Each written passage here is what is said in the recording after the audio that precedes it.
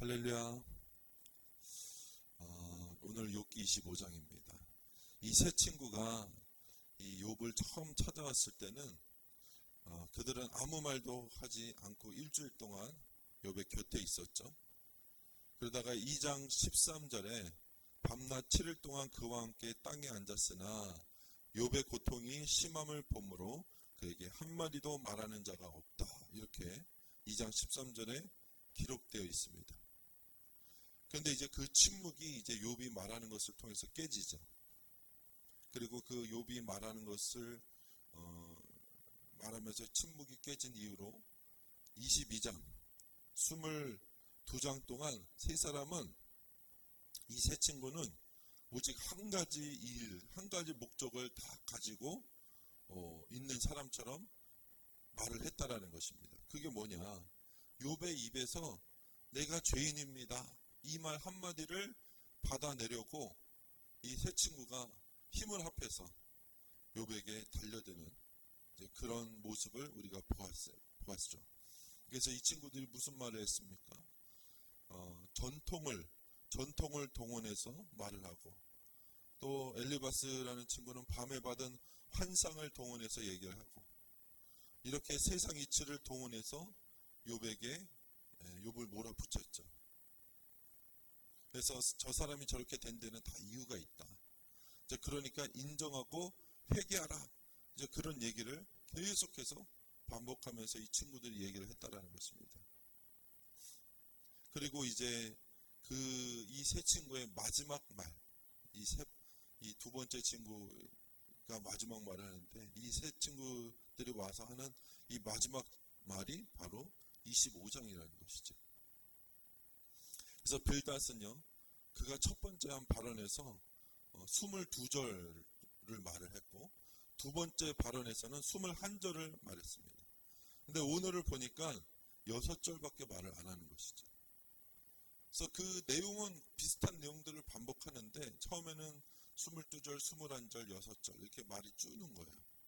그래서 이렇게 성경이 이 친구들의 말이 이렇게 줄어드는 것을 우리에게 보여주고 있는 것입니다.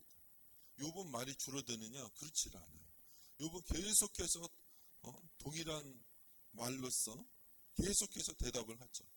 그러니까 욥의 친구들은 똑같은 주제를 가지고 반복하며 말하고 있다면, 욥은 그들보다 더 풍성한 그런 범위를 가지고 이렇게 대답하는 것을 욥기는 우리에게 욥의 구조를, 전체적인 구조를 통해서 우리에게 보여주고 있다는 것입니다.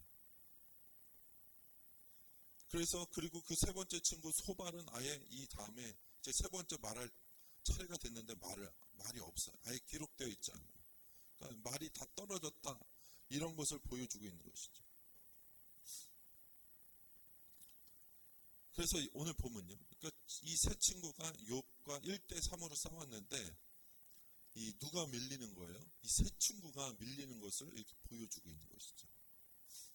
그래서 세 친구는요, 욥에게 어떤 반박을 당하고 무너졌다기보다는 이제 이 세 친구의 미천이 이제 다 드러난 것입니다. 그래서 이 32장, 우리가 보지는 않았지만 아직 32장 1절에는 이렇게 기록되어 있죠. 그 세 사람이 말을 그치니, 이렇게 나와요. 그 세 사람이 말을 그친 다음에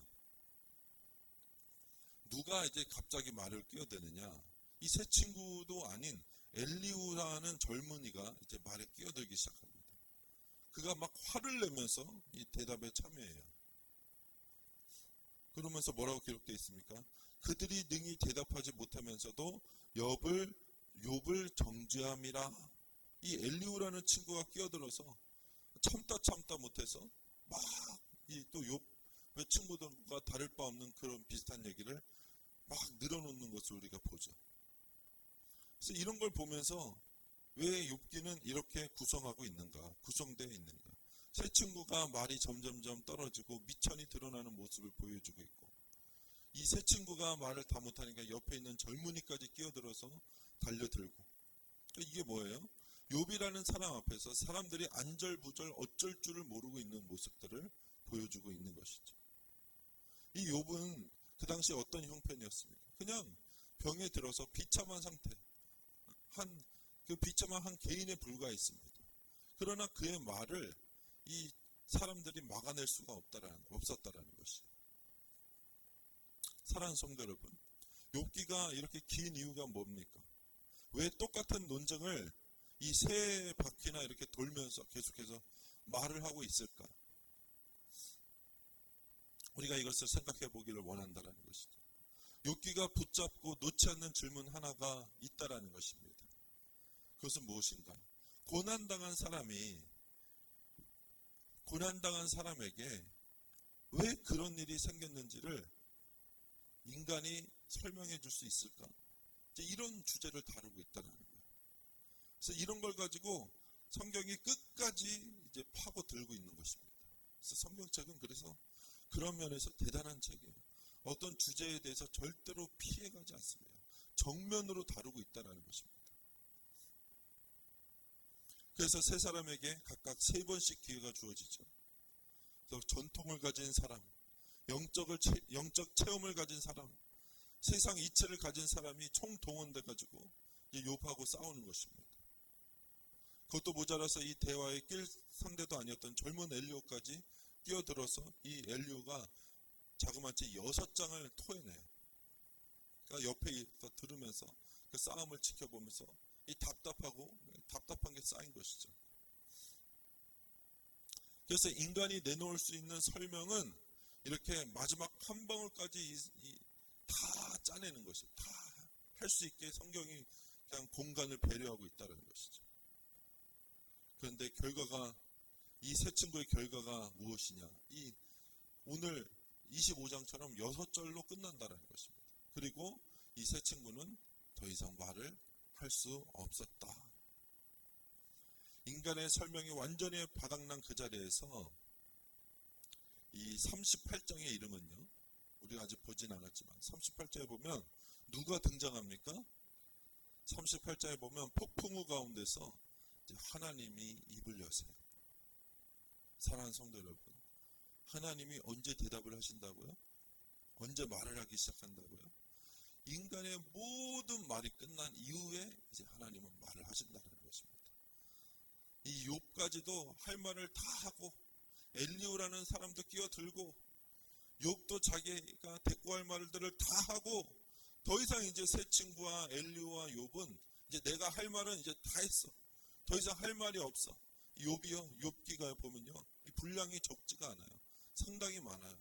어떻게 보면 어떤 말들은 뭐 표현만 다르지 이 반복되는 이 주제, 반복되는 논리, 왜 이렇게 성경이 똑같은 얘기를 이렇게도 하고 저렇게도 하고 왜 계속 이렇게 말을 하게 만들지? 왜 이렇게 비슷한 얘기들이 계속 쓰여 있지? 성경은요, 다른 성경들을 보시면 아시겠지만 성경은요, 분량을 굉장히 잘 활용을 하는 책입니다. 분량을. 그리고 그 순서라든지 이런 것들을 성경은 순서대로 써 있고 분량도 함부로 할애하지 않고 쓸데없는 것을 가지고 막 분량을 많이 주고 그러지 않아요. 성경은 굉장히 효율적으로 어떤 면에서는 쓰여 있습니다. 근데 욥기를 보면 욥기 이거 참 긴 성경인데 왜 이렇게 똑같은 말들을 많이 할까? 이 자체가 우리에게 주는 메시지가 있다는 것이죠. 이 자체를 통해서 우리에게 주는 메시지는 무엇인가? 그래, 너희들이 할 수 있는 말들을 다 하라는 거예요. 너희들이 하고 싶은 말들 다 하라는 거예요. 그 다음에 38장에 하나님께서 이제 인간이 할 말이 끝났어. 더 이상 하고 싶어도 뭐냐면 한 주제를 가지고 이제 하는 얘기이기 때문에 더 이상 나올 말이 없어요. 야, 욥의 친구들은 욥에게 너 죄가 있어. 욥은 아니야. 나도 모르겠어. 왜 그런지 모르겠어. 이걸 가지고 이렇게 길게 말을 했잖아요. 더 이상 이 주제에 대해서는 이제 하고 싶어도 할 말이 없다. 그때 우리 주님이 폭풍 가운데 일어나서 입을 여십니다. 욥기라는 이 책은 그렇게 이렇게 구성되어 있는 책이다. 사람이 할 말이 남아있는 동안에는 하나님께서는 말을 하고 있잖아요. 그러니까 인간이 어떤 존재인가? 인간은 자기 할 말을 일단 하는 거예요. 하나님께 먼저 입을 닫고 듣는 그 그런 존재가 아니라는 거예요.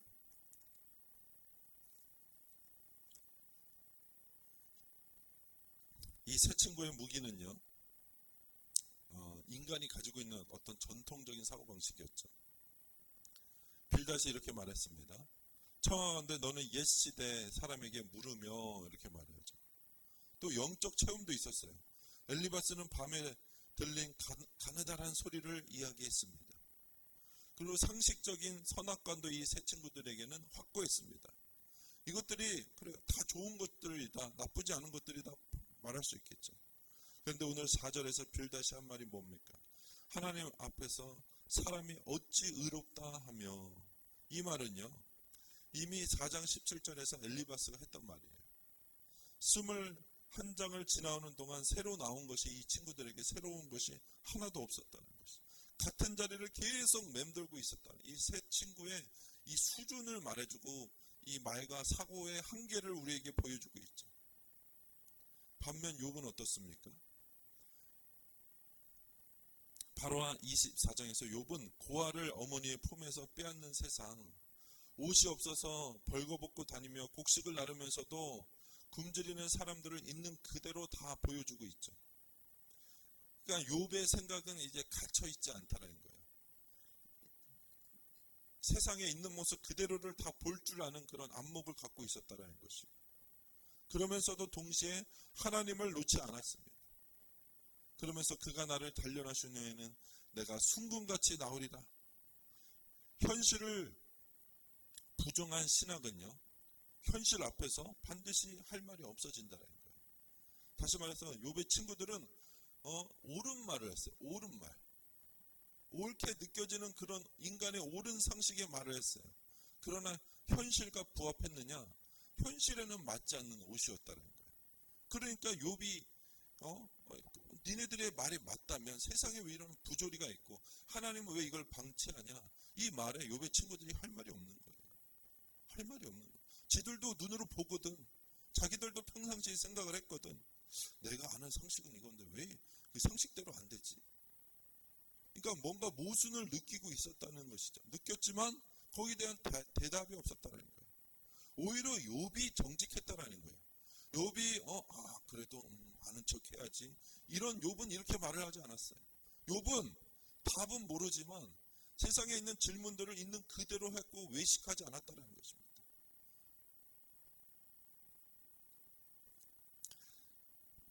제가 이 욥기 설교를 하면서 자주 다루는 말씀이거든요. 42장이죠. 42장 7절에 하나님께서 뭐라고 말씀하십니까? 하나님께서 엘리바스에게 이렇게, 이 엘리바스는 세 친구 중에 대표격인 사람인데요. 그 사람에게 이렇게 말하죠. 너희가 나를 가리켜 말한 것이 내 종 욥의 말과 같이 옳지 못하다. 정답을 조목조목 말한 세 사람이 아니라 하나님께 따지고 부르짖고 삶에 있는 현실을 있는 그대로 말하고 하나님 어디 계시냐고 말하고 이런 불의한 일들이 하나님 이렇게 방치하는 이유가 뭐냐고 이렇게 부르짖으면서도 그래도 하나님의 뜻이 있을 거야. 이렇게 붙들고 있는 욥이었죠. 이게 욥의 말하는 것들이었어요. 그런데 하나님은 그 욥의 말이 더 옳다 이렇게 말씀을 해주셨다는 것입니다. 물론 욥이 한 말이 다 맞아서 하나님이 네 말은 틀린 게 하나도 없다 이런 게 아니죠. 욥도 38장에서 책망을 들었습니다. 하나님께. 결국 티끌과 재 가운데서 욥도 회개를 했다라는 거예요. 욥이 옳았던 것은 말이 정확해서가 아니라 그 마음이 하나님을 향해서 진실했다라는 거예요. 하나님께서는 이 진리이시기 때문에 잘 다듬어진 종교적 문장 뒤에 숨지 않는다는 것입니다.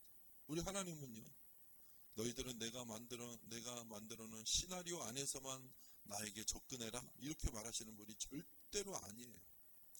이게 세상의 거짓 종교와 다른 점이죠. 하나님은 그래 과학을 들고 나에게 오든 철학을 들고 나에게 나오든 그래 무슨 사회 문제를 들고 나에게 나오든 어떤 주제를 들고 나오든 인간에 대해서 들고 나오든 다 들고 나와. 다 상관없어. 왜 그렇습니까? 내가 창조주야. 이 진리는 변하지 않아. 내가 온 세상을 창조했어. 나는 너희들과 비교할 수 없는 전지전능하신 나는 하나님이야. 그래, 어떤 거를 들고 나와도 나는 다 그래 너희들과 대화하자. 이게 하나님의 입장이라는 거예요. 하나님은 그래서 이 종교적인 문장 뒤에 숨지 않는다는 것이죠. 오히려 욥처럼 이런 어떤 진흙탕 바닥에서 올라온 이런 진짜 질문에 하나님은 귀를 기울이시고, 그래 네가 더 옳다, 네가 더 솔직하다, 네가 더 정직하다, 이렇게 말씀해 주신다는 것입니다. 그리고 4절의 질문이죠. 사람이 어찌 하나님 앞에서 의롭다 하겠느냐, 이런 것이 있어요. 이 물음에 대해서 욥기 안에서는 답을 얻지 못합니다. 그 답은 어디서 나옵니까? 그 답은 십자가에서 나온다는 거예요. 믿습니까? 예수님의 십자가가 그에 대해서 다 대답을 한다라는 것이죠. 하나님께서 친히 의로우시면서 동시에 예수 믿는 자를 의롭다 하시는 그 자리, 그곳에서만 이 질문이, 인간이 갖고 있는 이 세상에 대한 질문이 풀리게 된다라는 것입니다. 사랑하는 성도 여러분, 새 친구의 자리가 일반적인 우리가 생각하는 사람의 자리예요. 근데 시편 1편에도 보면 그 세상에 교만하고 오만한 자의 자리가 있죠. 그 자리에 서지 말아라, 이렇게 말하고 있지 않습니까? 그와 마찬가지로 우리들도요, 이 새 친구의 자리에 서지 말아야 할 줄로 믿습니다. 그러나 그 자리는요, 너무나도 인간에게 있어서는 너무나도 이렇게 보암직하고 먹음직한 그런 자리예요. 인간이 딱 보면 그래, 이 친구들은 말이 더 맞을 것 같아, 이러면서 그 자리에 서기 십상인 자리라는 것입니다. 그래서 우리는 어설픈 영적 체험과 지식과 경험으로 무장하고 남의 인생을 정리해버리고 판단하는 그런 교만한 자의 길과 자리에 서서는 안 될 줄로 믿습니다. 그 자리는 그냥 결국에는 바닥이 난다라는 거예요. 미천이 드러난다라는 거예요. 차라리 우리는 욥의 자리에 서는 게 낫다. 욥이 완전한 것은 아니지만 그래도 욥이 낫다. 따지더라도 진실을 붙들고 진리를 붙들고 하나님께 물어보는 그 자리, 거기가 낫다는 거예요. 어쩌면 그것이 하나님을 진짜로 만나는 지름길일 수 있다라는 것입니다. 실제로 욥이 내가 주께 대하여 귀로 듣기만 하였사오나 이제는 눈으로 주를 배웁나이다. 이게 뭐예요? 욥은 가식적으로 하나님을 만난 게 아니에요. 욥은 진짜로 하나님을 만난 것이에요. 믿습니까? 왜 그랬습니까? 진짜를 붙들고 늘어졌기 때문이에요. 하나님, 정말 주님이 살아계시다면, 하나님, 정말로 어떻게 세상에 이런 일이 있을 수 있고, 하나님, 정말 내게 왜 그런 일이 있고, 하나님, 내게 좀 대답해 보세요. 하나님, 전지전능하신 하나님이시라면 내게 대답해 보세요. 나를 설득할 수 있도록 말씀해 보세요. 이렇게 진짜를 붙들고 나가니까 결과가 뭐예요? 아무런 답이 없더라가 아니에요. 결과가 뭐예요? 진짜 하나님을 만나더라 였다는 것입니다. 인간의 정답은요, 오직 하나님께 나갈 때 있는 줄로 믿습니다. 이 세상은요, 답이 없는 곳으로 나가서 계속 질문을 던지고 있어요. 인간 스스로가 자기의 생각에 갇혀서 쳇바퀴 돌듯이 계속해서 돌고 있는 것이 세상의 철학이고 과학이고 이런 것들이라는 것입니다. 그러나 우리는 하나님께 정직하게 나갈 때, 정직한 심령으로 주님을 찾을 때, 우리는 진짜로 살아계신 주님을 우리 욥처럼 만나게 될 줄로 믿습니다. 그러니까 담대하게 우리는요, 진리를 붙들고 주님 앞에 나아가야 되는 것이죠. 그래서 오늘 이 새벽 우리가요, 그냥 종교적인 어떤 수사, 종교적인 어떤 가식적인 어떤 그런 틀에 갇혀 있지 말고 내 마음 깊은 곳에 있는 정말 정직한 그런 질문들을 주님 앞에 들고 나가서 살아계신 하나님을 만나게 되시기를 예수님의 이름으로 축원드립니다. 아멘. 기도하겠습니다.